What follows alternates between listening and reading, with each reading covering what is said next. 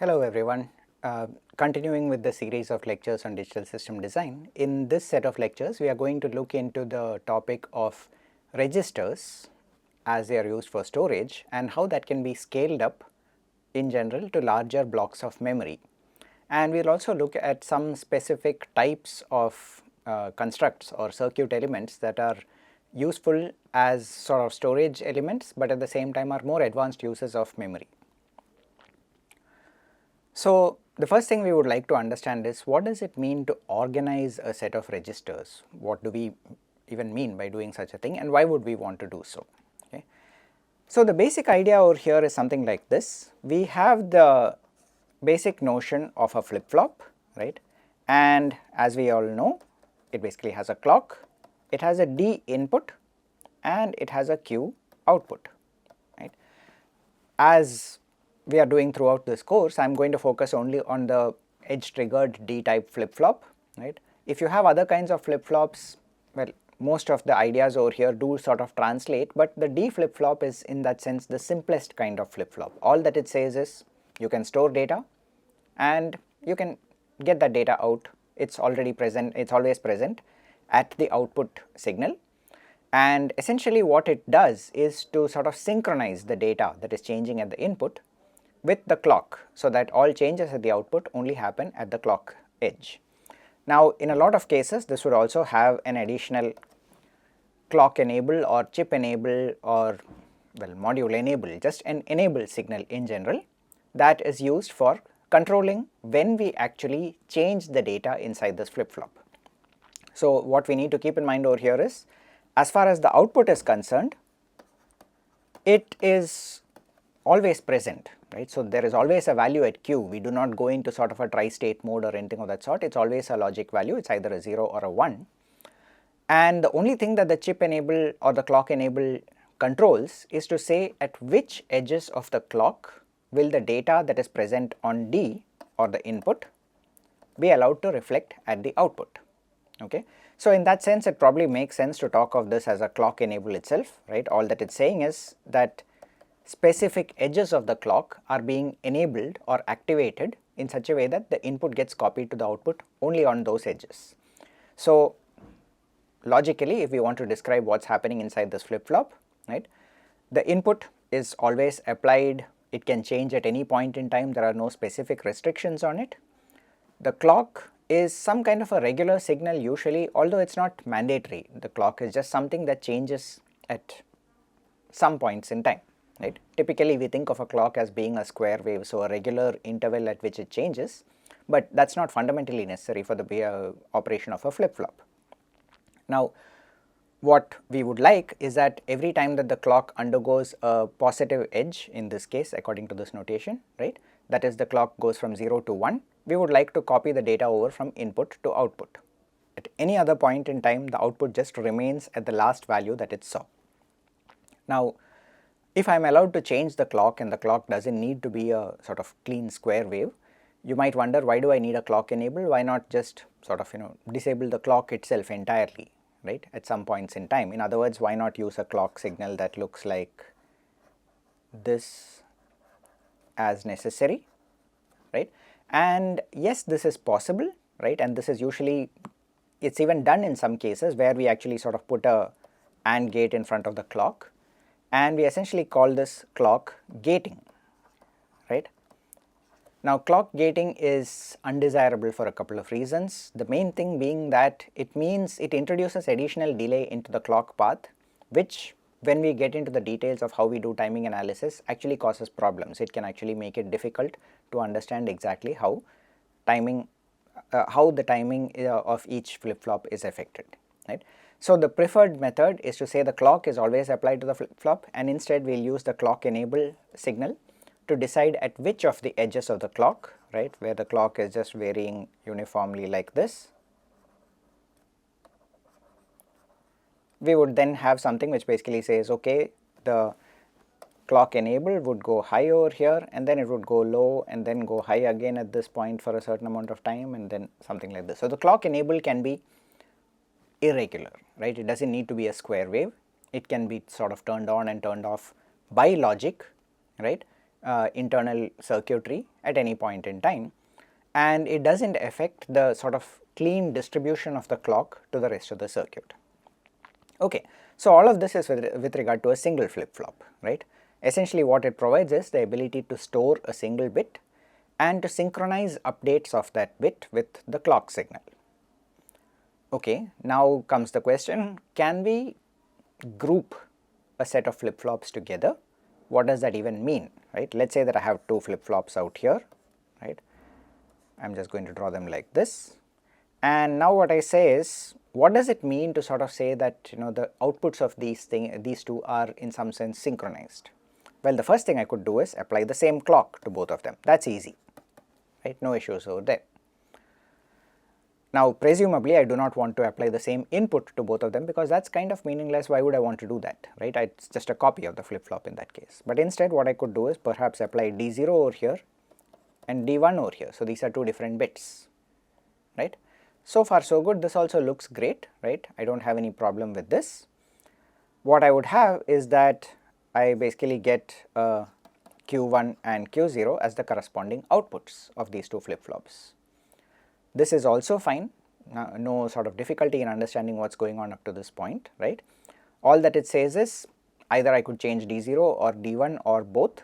Whatever happens, the outputs Q0 and Q1 reflect only at the clock edge. But now how does the enable signal play into all of this, right? And over there what we can do is we can actually say, I am going to take the enables of both of these and tie them together, right. And what that means is, whenever the enable signal becomes 1, both the flip flops are going to get updated. Whenever the enable signals remains 0, both the flip flops just retain the last values that they contained, right.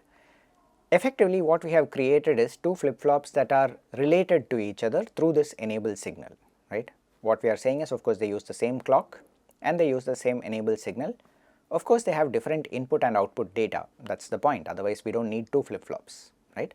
But because of the fact that we have connected them up in this way, by controlling when the enable signal changes, we can decide exactly how the output is going to get updated, okay.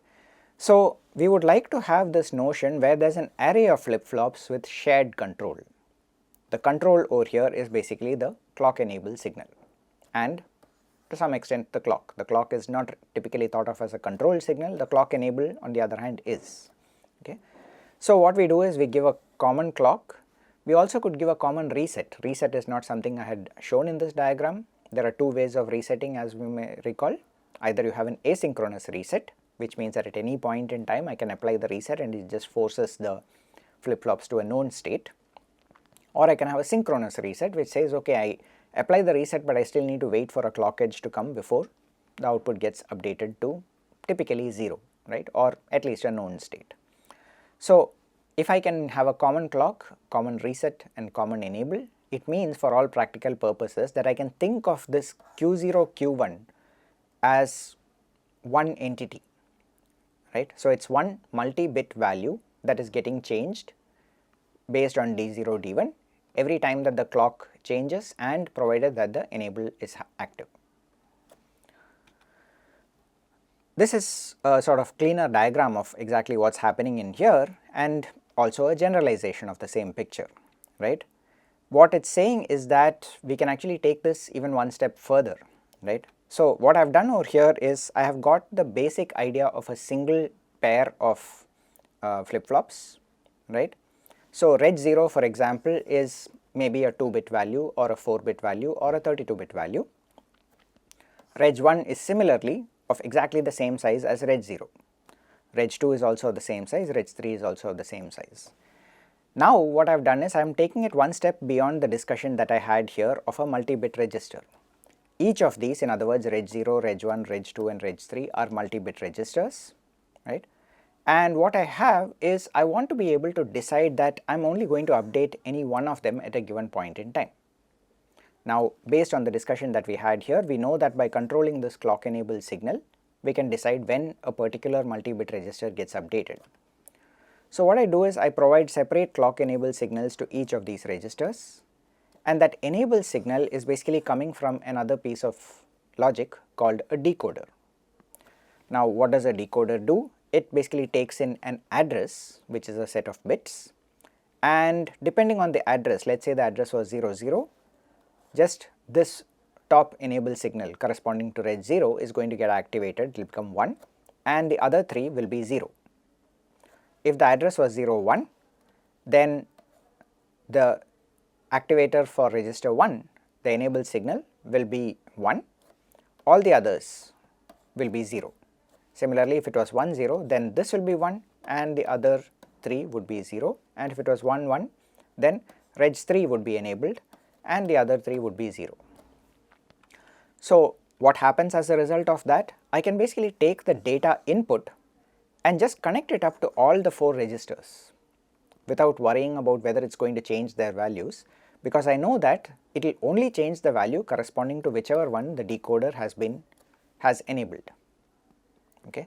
So in this way, this left hand side of my circuit, the decoder plus and the corresponding enable signals and the input data, I put all of these together and I have the ability to control when I update any particular element in my register, in my set of registers.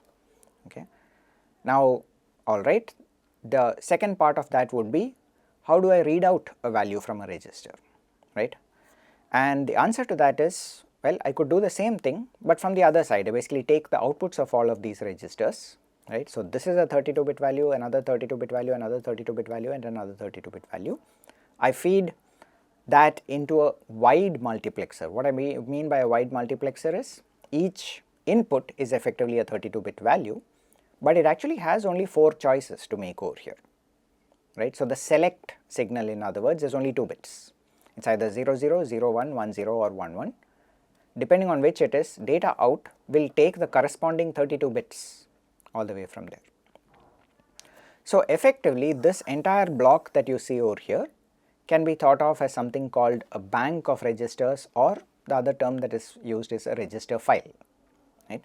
What happens over here is, by choosing the address into which I want to write, I can control where this data gets updated.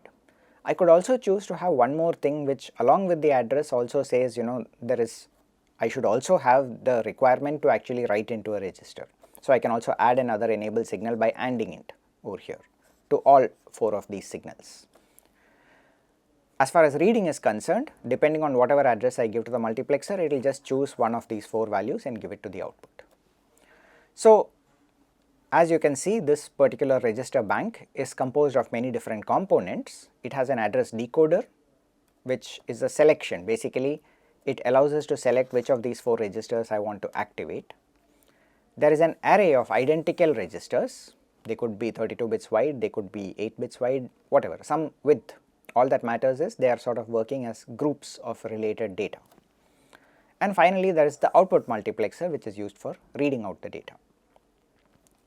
What these components do, especially the address decoder and the output mux, they either provide or use control signals, which is basically the address bits are used for selecting either on the decoder side or on the multiplexer side. There is a write enable which is activated corresponding to whichever register I want to write into, and the read address, which is basically sent to the multiplexer to decide which data comes out as data out. Okay.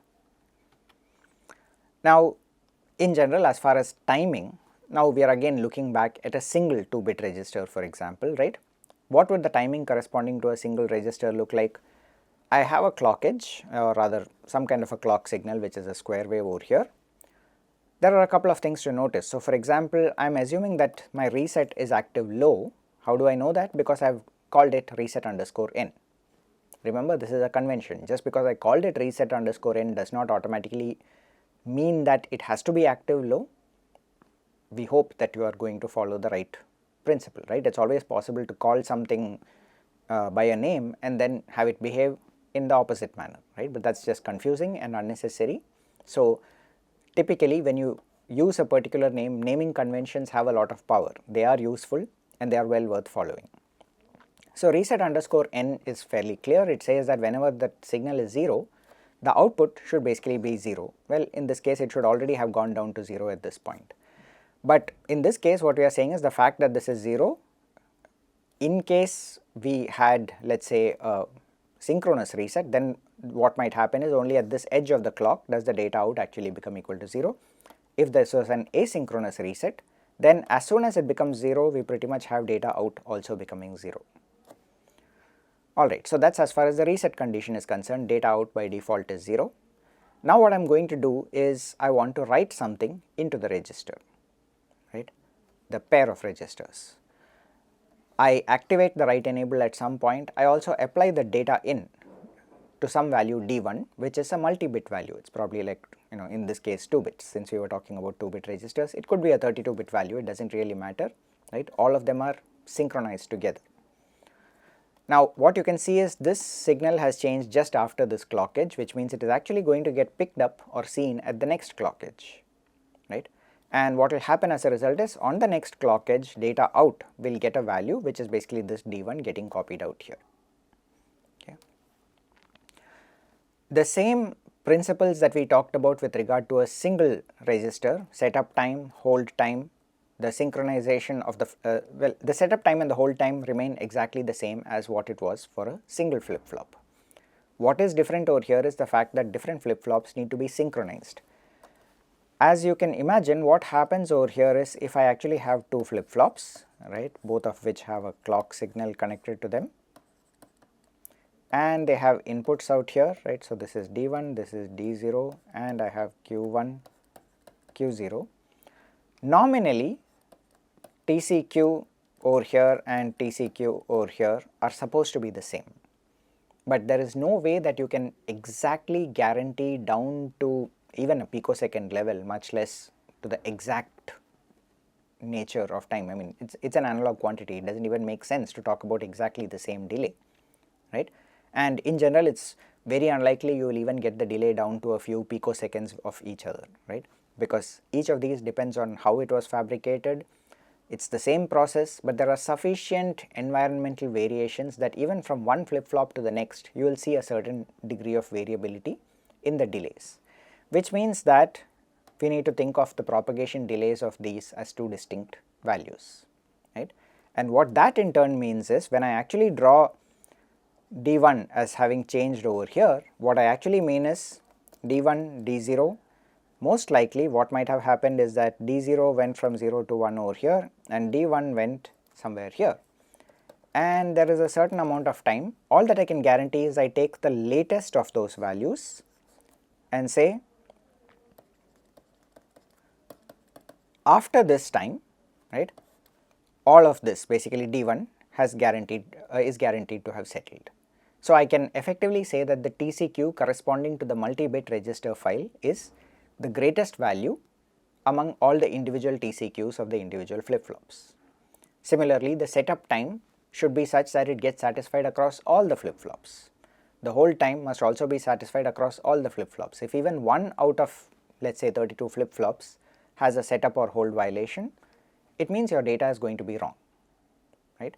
So you need to guarantee that every single flip-flop does satisfy the constraints that you have in mind, and the way to take that into account is basically take the worst case scenario. Now with all of this in mind, how do we go about implementing something like this in Verilog? Of course, when I say Verilog, I in general mean system Verilog. So we will be using logic, for example, instead of wires and reg declarations. But yeah, this would be an example of what the port level definition of a 2-bit register would look like, right. I would need a clock, I would need a reset. In general, you do need a reset depending on what you are using the registers for. There can be specific cases where perhaps you do not care about resetting the flip-flops, right, but in general you do want to make sure that the state of the flip-flops is a known value, especially if you are using it in something like a finite state machine. You have only a single write enable which is applied to all the bits, and as you can see over here, I have a 2-bit data input and a 2-bit data output. So this is what the port level design looks like. What would the internal structure look like? Well, it would be something like this. I would need to declare 2 bits, they will get synthesized into individual flip-flops, and I can basically declare separately for the bit 0 flip-flop where I say it has to be a flip-flop always FF at passage clock or neg edge reset n if I choose to have an asynchronous reset, If not, then this negedge reset would be taken out, right? The internal code would remain the same. All that reset says is whenever reset is low, the bit 0 should become 0, else if the write enable signal is high, bit 0 gets the value from data in of 0. And then what I do is I basically take this thing and I copy it over for bit 1, right, and say okay, exactly the same thing except that bit 1 is used wherever bit 0 was there and data in of 1 is used where data in of 0 was used. Okay. Now hopefully it is obvious to you that why did I need to declare bit 0 and bit 1 as two separate values? Why couldn't I just take a leaf out of this playbook over here, right, where I say that logic 1:0 data in? Couldn't I have written this as logic 1:0 bits, for example, right, and then just said bits of 0 equals this, bits of 1 equals this, or do I even need two separate always blocks? Why not just combine them into one? Of course the answer is yes, in general that is what you would do. This has been written in this way purely for sort of the purpose of demonstration, right, to show that these are two separate flip-flops. In practice you would never write the code this way. You would declare this as some kind of logic 1:0 bits and you would basically say bits equals 2 zeros and over here bits would basically equal to data in. I do not need to do a bit by bit selection out here in order to do the assignment. Okay. Now the key points over here of course are the fact that we use the same control for both the bits. They are stored individually but they are synchronized. How are they synchronized? Because of the fact that I use the same clock, the same reset and the same write enable, right. So the explicit sort of fact that I have written the code in this way is what ends up getting them synchronized. Whether you write the code in two always blocks like this or a single block which would take care of this, you should get the same behavior. At least the compiler will understand both the same way. It will instantiate two flip-flops. In practice they will have their own slight variations in terms of TCQ, T setup, T hold, the input clock delay, various other kinds of things.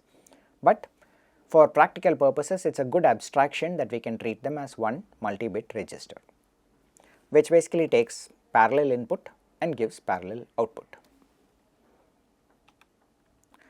Now the preferable way to do this would hopefully be to have a parameterized design, right. What do we do in a parameterized design?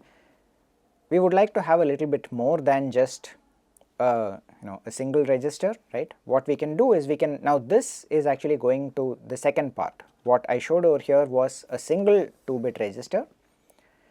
We can then think of implementing a complete register bank in a very similar manner, right. What would the code for a register bank look like? Well, we could first of all parameterize it by giving the width of each individual register and the depth, the total number of registers, which in this case is 4, the same as in the picture that we saw, right. We have a single clock, reset n. We are using system verilog, right. The $CLOG2 is a built-in function which basically says take the logarithm to base 2 of depth and take the ceiling if it happens that logarithm of base 2 is not an integer, right. In this case depth happens to be 4, so log 2 of 4 is 2, right. So we do not need to do anything else for the ceiling. 2 minus 1:0. So basically what we are saying is the address becomes 1:0. It is a 2-bit address which is what we need for selecting among 1 out of 4 flip-flops or 4 registers. We have a unified write enable which basically allows us to control overall writing into the register bank, right. So if you think about it, there are basically 2 steps of enable that are being used in order to write into any given register. First there is the write enable which decides whether or not I even want to write anything into the whole register bank, and then there is the address which decides which particular value I want to write into. Okay. Now this line over here is basically the key element that allows us to declare a array of registers, right. At one shot in Verilog we have managed to declare an array of registers, and what we are saying is each individual register is of width number of bits and there are depth number of them, so it is an array in that sense, right. Most synthesis tools will be able to pick this up and translate this into a synthesis which basically says either to go directly for a RAM, a memory block, right, which we will be talking about later, or to expand it out into a set of individual registers. But this is definitely synthesizable as things stand. Okay. Alright, now what does the code itself look like? We know we want a register, in other words a flip-flop, so we put in the always at postage clock. If not reset, well, the easiest way to do it, unfortunately over here I can't just take an entire array and just say registers equals tick 0, right. I can only assign to one multi-bit value at a time. So what we do is we write a for loop and say that registers of I should be equal to 0 for each of the elements I that is present in the register bank. Now as you can imagine, what will end up happening is when it gets synthesized, this basically translates into 4 separate statements: registers of 0, registers 1, registers 2, registers 3, and so I will have like 4 groups of flip-flops with the appropriate reset signals connected to them. Then comes the writing part of it, which basically says if write enable is active, then pick out just that one register which corresponds to the address that I have given and write the data into it, right. So this is sort of combining the enable signal from here as well as a write enable signal that basically comes in from outside, and then deciding whether or not to update one of these registers. Finally, as far as reading out is concerned, we basically take the same address in this case, apply it to registers and say, okay, just take that value out and give it to me, which is effectively saying that as far as this is concerned, I have taken the same address that I had to the decoder and also fed it into the multiplexer. So if I write something into reg 1, that value is also going to get reflected at data out. Now you might wonder, why is that the case? Well, one of the things is, let's say I am not actually writing anything in here, I can still change the address and read different values from the registers at any point that I want to. So it's parameterized with both the depth, the number of registers, and the width, which is the width of each individual register. This is called a synchronous write, right. We are basically writing into a register only at the edge of the clock. Typically you want that, right. You do not want registers to just change their value at any arbitrary point in time. They would become latches if we wanted to do that, right. So the fact that we synchronize it with the edge of the clock is useful over here. On the other hand, if you look at the read operation, it's actually a combinational operation. It basically takes the output coming from a register, passes it through a mux and gives it to you as the output. It does not wait for the clock. If I ever change the address, in other words the path from the address to the output is a combinational path. Okay. Asynchronous reset, it's optional. I could also have just taken out this line and made it a synchronous reset. I could also have chosen not to have reset at all, right. And as I said, if what you are storing is the state corresponding to a finite state machine, then yes, you definitely want to have a reset so that your finite state machine comes to a known state. But if what you are doing is just using it for storage, let's say as a shift register as part of a filter or even a FIFO buffer as we will look at later, it might be optional to reset. Maybe I don't care what the values are because I am never going to read them, I am never going to consider them as valid values. Okay. Now so far so good, we have talked about the general abstract notion of registers and multi-bit registers and register banks. What happens when we actually want to implement them on an FPGA, right? This course primarily sort of is leaning towards the FPGAs for implementation. We are not really looking too much at ASIC design, right, which of course is also possible using the same techniques. But if you are working with an FPGA, it turns out that FPGAs are very rich in register resources, right. The number of registers that are readily available in an FPGA is pretty large when you compare it to what you might expect to see in a given ASIC of a similar size, which means that it's actually fairly easy to build decent size register banks of the type that we have been discussing. Of course, you do need to be careful. FPGAs also have internal structure, right. The way that the registers are placed and the way that they are connected tends to be in some kind of an array fashion. Well, it's called a gate array after all, right, so it makes sense. But those also have certain kinds of limitations, right. What it means is that you need to be a little careful about where you place the registers. In most cases this is not something that you manually get involved in, but if you have really large register banks or if you have many of them, then the tool may either get confused or may put limitations even on what kind of register banks you are allowed to create. One more thing that does come up in this context is that fan out, right. The idea of fan out basically says that, let us say I have a gate, right, and this gate is in turn connected to 4 other gates. That is basically a fan out of 4, right. Instead, if I had a gate which is connected to, let us say 16 other gates, then I could have fan out equal to 16, right. Now, from a purely logical point of view, both of these are exactly the same. It does not matter whether I am connected to 4 output gates or to 16 output gates, my output is either a 0 or a 1. What happens in practice though is that the load capacitance changes depending on the fan out, the number of different other gates that you are connected to. If you are connected to a large number of gates, it means that there is a larger capacitance associated with the inputs of all of those gates, and your own gate, the one that you are looking at right now, will find it harder to switch from 0 to 1 or to discharge from 1 to 0, because it basically has a larger amount of charge to either deliver or discharge onto that entire capacitance that it is trying to drive, right.